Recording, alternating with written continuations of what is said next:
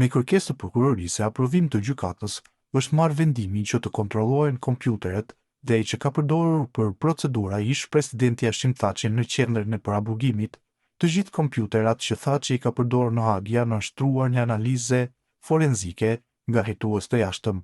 Materialet që Thaçi ka përdorur aty janë ruajtur në një kopje, siç kuptohet nga parashtresa paraprake e cituar për nxjerrjen e dosjeve nga kompjuterat që ish presidenti Thaçi përdori në qendrën e paraburgimit për çështjet e procesit.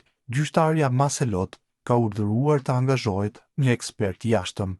Ky i fundit ka marrë të gjithë dokumentet dhe printimet e bëra nga kompjuteri i përdorur nga Thaçi dhe ja ka dorëzuar prokurorisë.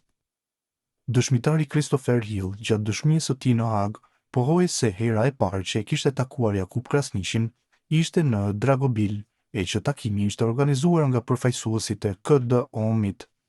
Ndërsa për lëvizjen e disa ushtarëve jugosllav, dëshmitari tha se nuk e dinte se kush e bëri për shkak se ishte problematik të dihej se kush ishte përgjegjës në UÇK, raporton Betimi për Drejtësi.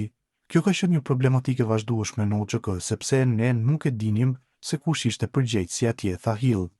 Sipas dëshmitarit, ai mendonte se Krasniqi nuk ishte ndonjë prej figurave kryesore dhe për lirimin e tyre kishte marrë udhëzime.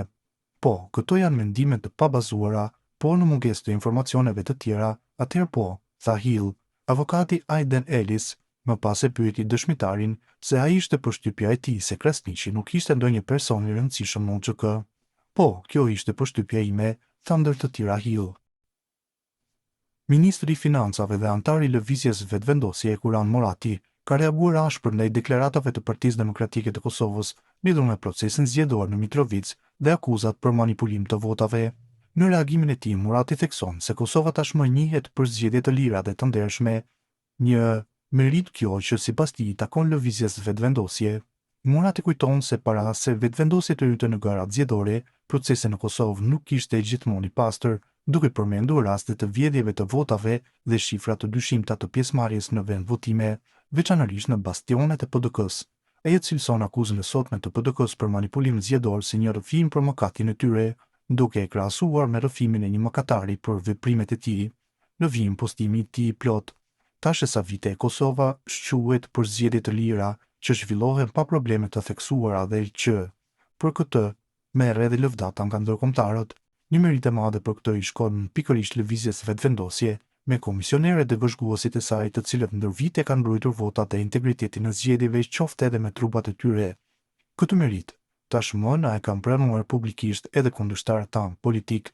Para se vetëvendosjet të futej në garën zgjedhore, zgjedhjet në Kosovë karakterizoheshin një rrallë me vjedhje industriale të votave me vendvotime, ku dalja ishte sa 120% e numrit të mundshëm të votuesve. Kjo ndodhte kryesisht në zona që njihen si bastionet të PDK-s.